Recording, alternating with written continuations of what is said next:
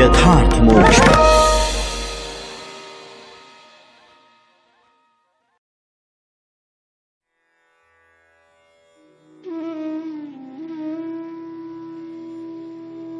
दूसरा अध्याय, भगवान का गर्भ प्रवेश और देवताओं द्वारा गर्भ स्तुति। श्री सुखदेव जी कहते हैं, परीक्षित, कंस एक तो स्वयं बड़ा बली था और दूसरे मगध नरेश जरासंध की उसे बहुत बड़ी सहायता प्राप्त थी। तीसरे उसके साथी थे प्रलंबासुर, बकासुर, चाणूर, तृणावर्त, अघासुर, मुष्टिक, अरिष्टासुर, द्विविद, पूतना, केशी और धेनुक तथा बाणासुर और भौमासुर आदि बहुत से दैत्य राजा उसके सहायक थे। इनको साथ लेकर वह यदुवंशियों को नष्ट करने लगा। वे लोग भयभीत होकर कुरु, पंचाल, केकय, शाल्व, विदर्भ, निषद, विदेह और कोसल आदि देशों में जा बसे। कुछ लोग ऊपर ऊपर से उसके मन के अनुसार काम करते हुए उसकी सेवा में लगे रहे। जब कंस ने एक एक करके देवकी के 6 बालक मार डाले, तब देवकी के 7वें गर्भ में भगवान के अंश स्वरूप श्री शेष जी, जिन्हें अनंत भी कहते हैं, पधारे। आनंद स्वरूप शेष जी के गर्भ में आने के कारण देवकी को स्वाभाविक ही हर्ष हुआ, परंतु कंस शायद इसे भी मार डाले, इस भय से उनका शोक भी बढ़ गया। विश्वात्मा भगवान ने देखा कि मुझे ही अपना स्वामी और सर्वस्व मानने वाले यदुवंशी कंस के द्वारा बहुत ही सताए जा रहे हैं। तब उन्होंने अपनी योग माया को यह आदेश दिया, देवी कल्याणी, तुम व्रज में जाओ। वह प्रदेश ग्वालों और गौओं से सुशोभित है। वहां नंद बाबा के गोकुल में वसुदेव की पत्नी रोहिणी निवास करती है। उनकी और भी पत्नियां कंस से डरकर गुप्त स्थानों में रह रही हैं। इस समय मेरा वह अंश, जिसे शेष कहते हैं, देवकी के उदर में गर्भ रूप से स्थित है। उसे वहां से निकालकर तुम रोहिणी के पेट में रख दो। कल्याणी, अब मैं अपने समस्त ज्ञान, बल आदि अंशों के साथ देवकी का पुत्र बनूंगा और तुम नंद बाबा की पत्नी यशोदा के गर्भ से जन्म लेना। तुम लोगों को मुंह मांगे वरदान देने में समर्थ होगी। मनुष्य तुम्हें अपनी समस्त अभिलाषाओं को पूर्ण करने वाली जानकर धूप, दीप, नैवेद्य एवं अन्य प्रकार की सामग्रियों से तुम्हारी पूजा करेंगे। पृथ्वी में लोग तुम्हारे लिए बहुत से स्थान बनाएंगे और दुर्गा, भद्रकाली, विजया, वैष्णवी, कुमुदा, चंडिका, कृष्णा, माधवी, कन्या, माया, नारायणी, ईशानी, शारदा और अंबिका आदि बहुत से नामों से पुकारेंगे। देवकी के गर्भ में से खींचे जाने के कारण शेष जी को लोग संसार में संकर्षण कहेंगे। लोक रंजन करने के कारण राम कहेंगे और बलवानों में श्रेष्ठ होने के कारण बलभद्र भी कहेंगे। जब भगवान ने इस प्रकार आदेश दिया, तब योग माया ने जो आज्ञा ऐसा कहकर उनकी बात शिरोधार्य की और उनकी परिक्रमा करके वे पृथ्वी लोक में चली आईं तथा भगवान ने जैसा कहा था वैसे ही किया। जब योग माया ने देवकी का गर्भ ले जाकर रोहिणी के उदर में रख दिया, तब पुरवासी बड़े दुख के साथ आपस में कहने लगे, हाय, बेचारी देवकी का यह गर्भ तो नष्ट ही हो गया। भगवान भक्तों को अभय करने वाले हैं। वे सर्वत्र सब रूप में हैं। उन्हें कहीं आना जाना नहीं है। इसलिए वे वसुदेव जी के मन में अपने समस्त कलाओं के साथ प्रकट हो गए। उसमें विद्यमान रहने पर भी अपने को अव्यक्त से व्यक्त कर दिया। भगवान की ज्योति को धारण करने के कारण वसुदेव जी सूर्य के समान तेजस्वी हो गए। उन्हें देखकर लोगों की आंखें चौंधिया जाती। कोई भी अपने बल, वाणी या प्रभाव से उन्हें दबा नहीं सकता था। भगवान के उस ज्योतिर्मय अंश को, जो जगत का परम मंगल करने वाला है, वसुदेव जी के द्वारा आधान किए जाने पर देवी देवकी ने ग्रहण किया। जैसे पूर्व दिशा चंद्र देव को धारण करती है, वैसे ही शुद्ध सत्व से संपन्न देवी देवकी ने विशुद्ध मन से सर्वात्मा एवं आत्म स्वरूप भगवान को धारण किया। भगवान सारे जगत के निवास स्थान है। देवकी उनका भी निवास स्थान बन गई, परंतु घड़े आदि के भीतर बंद किए हुए दीपक का और अपनी विद्या दूसरों को न देने वाले ज्ञान खल की श्रेष्ठ विद्या का प्रकाश जैसे चारों ओर नहीं फैलता, वैसे ही कंच के कारागार में बंद देवकी की भी उतनी शोभा नहीं हुई। देवकी के गर्भ में भगवान विराजमान हो गए थे। उसके मुख पर पवित्र मुस्कान थी और उसके शरीर की कांति से बंदी गृह जगमगाने लगा था। जब कंस ने उसे देखा तब वह मन ही मन कहने लगा, अब की बार मेरे प्राणों के ग्राहक विष्णु ने इसके गर्भ में अवश्य ही प्रवेश किया है, क्योंकि इसके पहले देवकी कभी ऐसी न थी। अब इस विषय में शीघ्र से शीघ्र मुझे क्या करना चाहिए? देवकी को मारना तो ठीक न होगा, क्योंकि वीर पुरुष स्वार्थवश अपने पराक्रम को कलंकित नहीं करते। एक तो यह स्त्री है, दूसरे बहन और तीसरे गर्भवती है। इसको मारने से तो तत्काल ही मेरी कीर्ति, लक्ष्मी और आयु नष्ट हो जाएगी। वह मनुष्य तो जीवित रहने पर भी मरा हुआ ही है, जो अत्यंत क्रूरता का व्यवहार करता है। उसकी मृत्यु के बाद लोग उसे गाली देते हैं। इतना ही नहीं, वह देहाभिमानियों के योग्य घोर नरक में भी अवश्य अवश्य जाता है। यद्यपि कंस देवकी को मार सकता था, किंतु स्वयं ही वह इस अत्यंत क्रूरता के विचार से निवृत्त हो गया। अब भगवान के प्रति दृढ़ वैर का भाव मन में गांठ कर उनके जन्म की प्रतीक्षा करने लगा। वह उठते बैठते, खाते पीते, सोते जागते और चलते फिरते सर्वदा ही श्री कृष्ण के चिंतन में लगा रहता। जहां उसकी आंख पड़ती, जहां कुछ खड़का होता, वहां उसे श्री कृष्ण दीख जाते। इस प्रकार उसे सारा जगत ही श्री कृष्ण में दिखने लगा।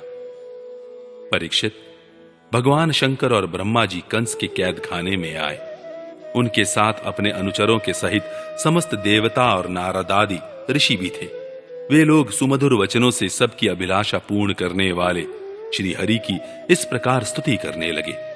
प्रभु, आप सत्य संकल्प है, सत्य ही आपकी प्राप्ति का श्रेष्ठ साधन है।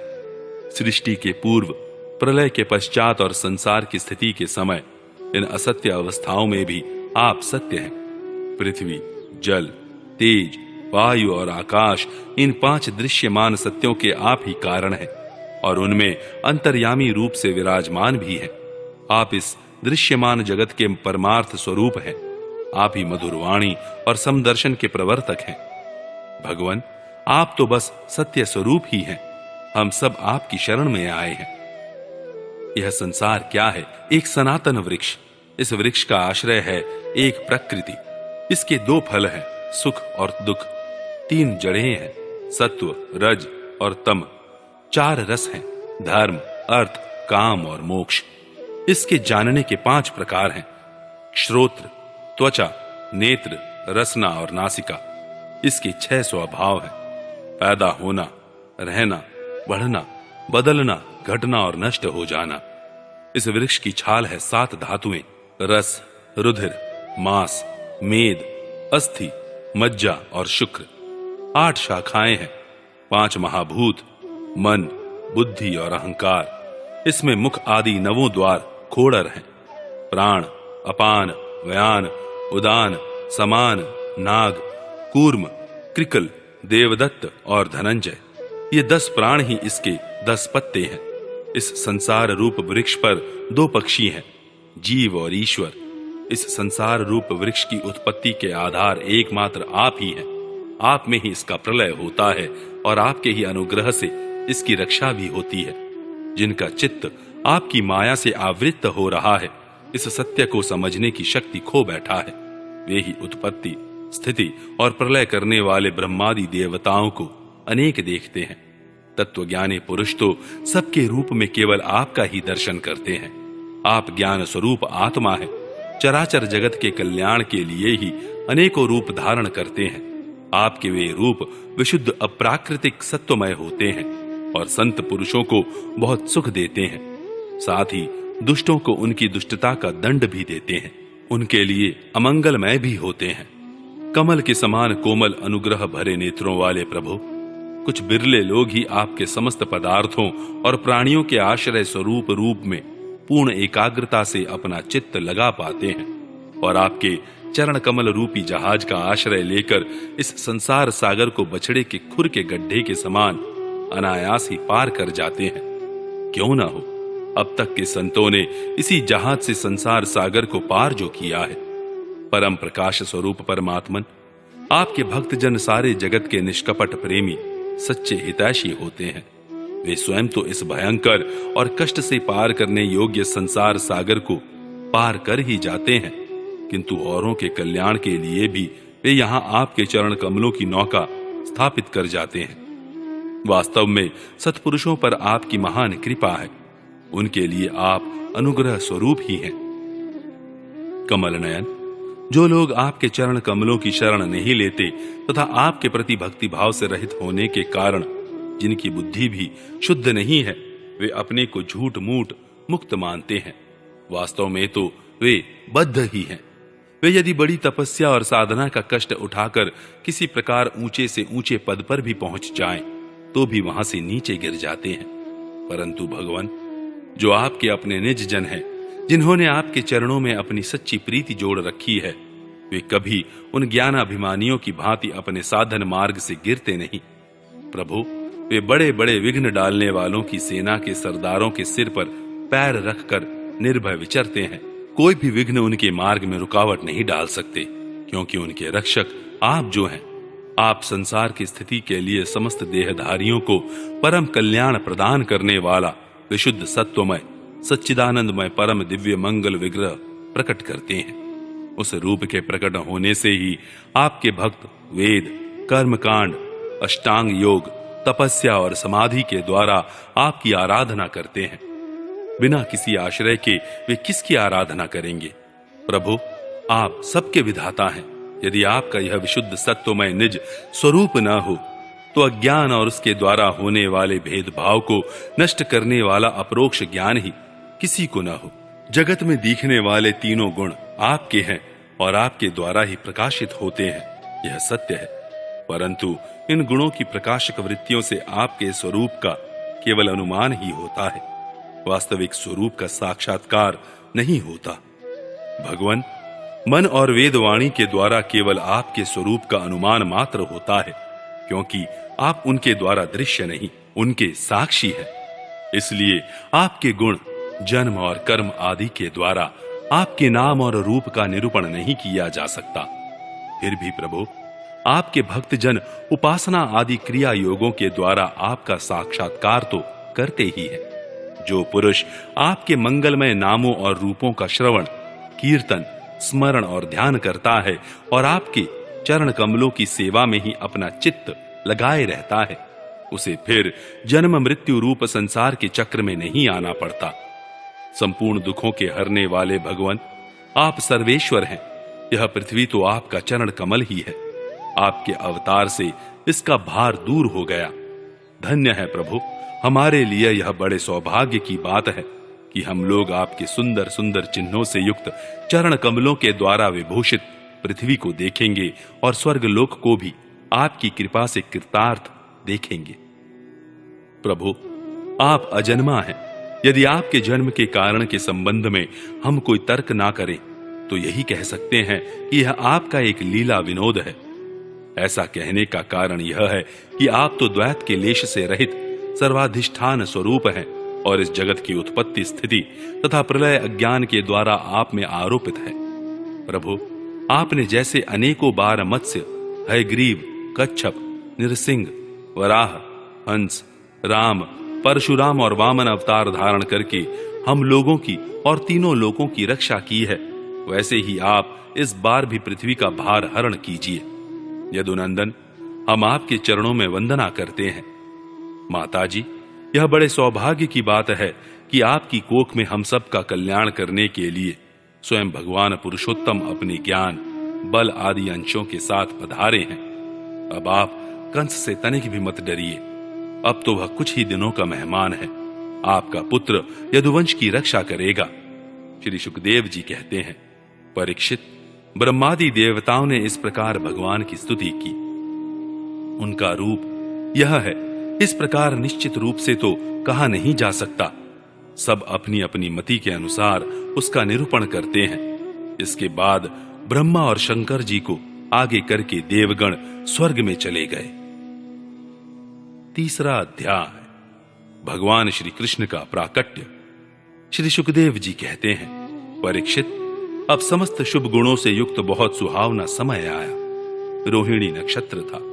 आकाश के सभी नक्षत्र ग्रह और तारे शांत सौम्य हो रहे थे। दिशाएं स्वच्छ प्रसन्न थी। निर्मल आकाश में तारे जगमगा रहे थे। पृथ्वी के बड़े बड़े नगर, छोटे छोटे गांव, अहीरों की बस्तियां और हीरे आदि की खानें मंगलमय हो रही थी। नदियों का जल निर्मल हो गया था। रात्रि के समय भी सरोवरों में कमल खिल रहे थे। वन में वृक्षों की पंक्तियां रंग बिरंगे पुष्पों के गुच्छों से लद गई थी। कहीं पक्षी चहक रहे थे तो कहीं भंवरे गुनगुना रहे थे। उस समय परम पवित्र और शीतल मंद सुगंध वायु अपने स्पर्श से लोगों को सुखदान करती हुई बह रही थी। ब्राह्मणों के अग्निहोत्र की कभी न बुझने वाली अग्नियां जो कंस के अत्याचार से बुझ गई थी, वे इस समय अपने आप जल उठी। संत पुरुष पहले से ही चाहते थे कि असुरों की बढ़ती न होने पाए। अब उनका मन सहसा प्रसन्नता से भर गया। जिस समय भगवान के आविर्भाव का अवसर आया, स्वर्ग में देवताओं की दुंदुभियां अपने आप बज उठी। किन्नर और गंधर्व मधुर स्वर में गाने लगे तथा सिद्ध और चारण भगवान के मंगलमय गुणों की स्तुति करने लगे। विद्याधरियां अप्सराओं के साथ नाचने लगी। बड़े बड़े देवता और ऋषि मुनि आनंद से भरकर पुष्पों की वर्षा करने लगे। जल से भरे हुए बादल समुद्र के पास जाकर धीरे धीरे गर्जना करने लगे। जन्म मृत्यु के चक्र से छुड़ाने वाले जनार्दन के अवतार का समय था निशीथ। चारों ओर अंधकार का साम्राज्य था। उसी समय सबके हृदय में विराजमान भगवान विष्णु देव रूपिणी देवकी के गर्भ से प्रकट हुए। जैसे पूर्व दिशा में 16 कलाओं से पूर्ण चंद्रमा का उदय हो गया हो। वसुदेव जी ने देखा, उनके सामने एक अद्भुत बालक है। उसके नेत्र कमल के समान कोमल और विशाल है।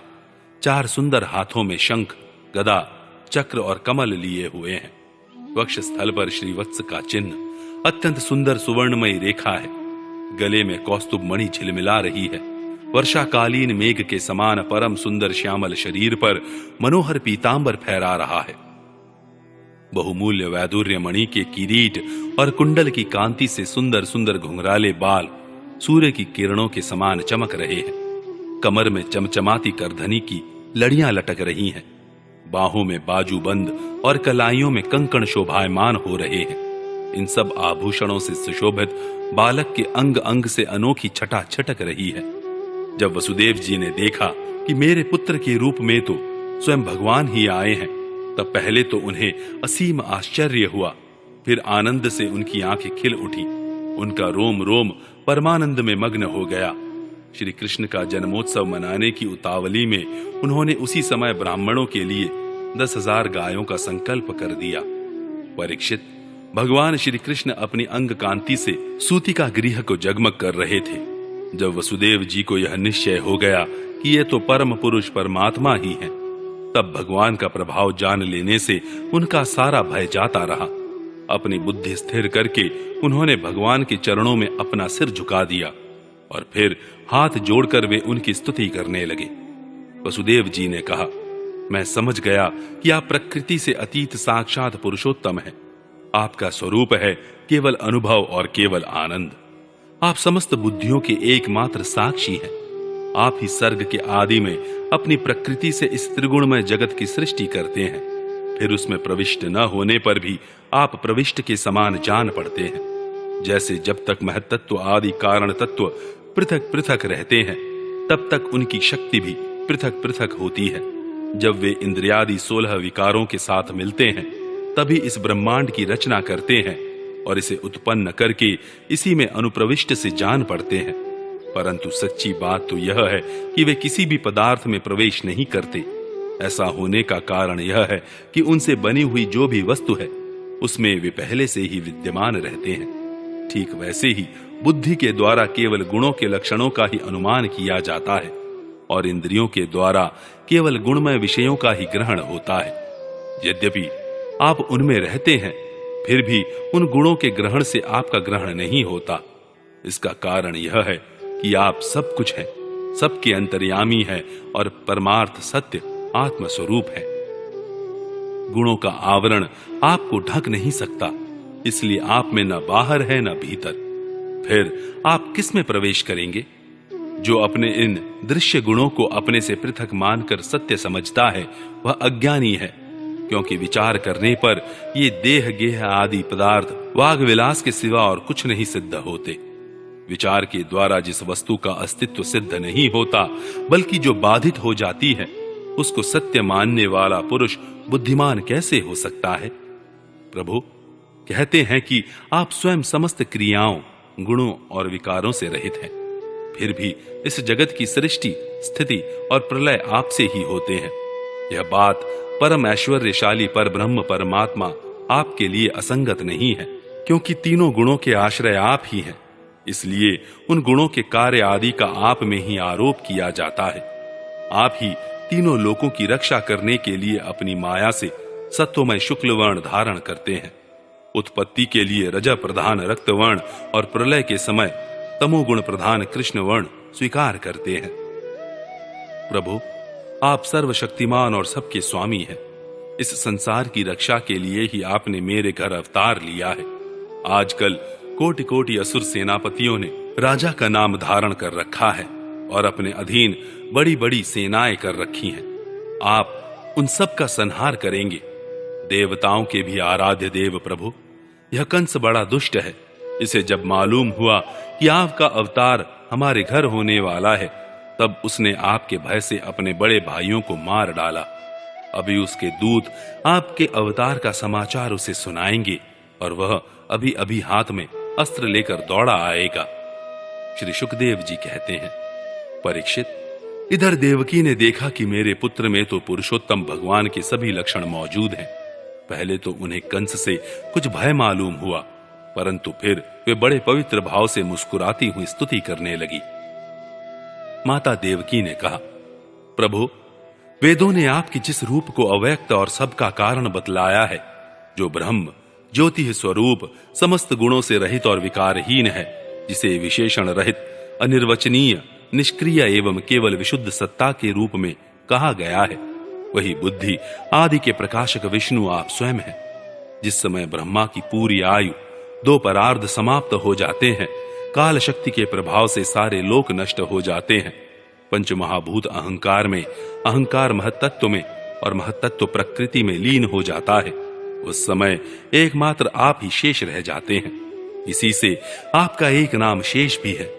प्रकृति के एकमात्र सहायक प्रभु, निमेष से लेकर वर्ष पर्यंत अनेक विभागों में विभक्त जो काल है, जिसकी चेष्टा से यह संपूर्ण विश्व सचेष्ट हो रहा है और जिसकी कोई सीमा नहीं है, वह आपकी लीला मात्र है। आप सर्वशक्तिमान और परम कल्याण के आश्रय हैं। मैं आप शरण लेती हूं। प्रभु, यह जीव मृत्युग्रस्त हो रहा है। यह मृत्यु रूप कराल व्याल से भयभीत होकर संपूर्ण लोक लोकांतरों में भटकता रहता है, परंतु इसे कभी कहीं भी ऐसा स्थान न मिल सका जहां यह निर्भय होकर रहे। आज बड़े भाग्य से इसे आपके चरणार विंदों की शरण मिल गई, अतः अब यह स्वस्थ होकर सुख की नींद सो रहा है।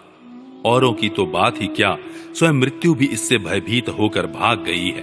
प्रभु, आप हैं भक्त भयहारी और हम लोग इस दुष्ट कंस से बहुत ही भयभीत हैं, अतः आप हमारी रक्षा कीजिए। आपका यह चतुर्भुज दिव्य रूप ध्यान की वस्तु है। इसे केवल मांस मज्जामय शरीर पर ही दृष्टि रखने वाले देह अभिमानी पुरुषों के सामने प्रकट मत कीजिए। मधुसूदन, इस पापी कंस को यह बात मालूम न हो कि आपका जन्म मेरे गर्भ से हुआ है। मेरा धैर्य टूट रहा है। आपके लिए मैं कंस से बहुत डर रही हूं। विश्वात्मन, आपका यह रूप अलौकिक है। आप शंख, चक्र, गदा और कमल की शोभा से युक्त अपना यह चतुर्भुज रूप छिपा लीजिए। प्रलय के समय आप इस संपूर्ण विश्व को अपने शरीर में वैसे ही स्वाभाविक रूप से धारण करते हैं जैसे कोई मनुष्य अपने शरीर में रहने वाले छिद्र रूप आकाश को। वही परम पुरुष परमात्मा आप मेरे गर्भवासी हुए। यह आपकी अद्भुत मनुष्य लीला नहीं तो और क्या है।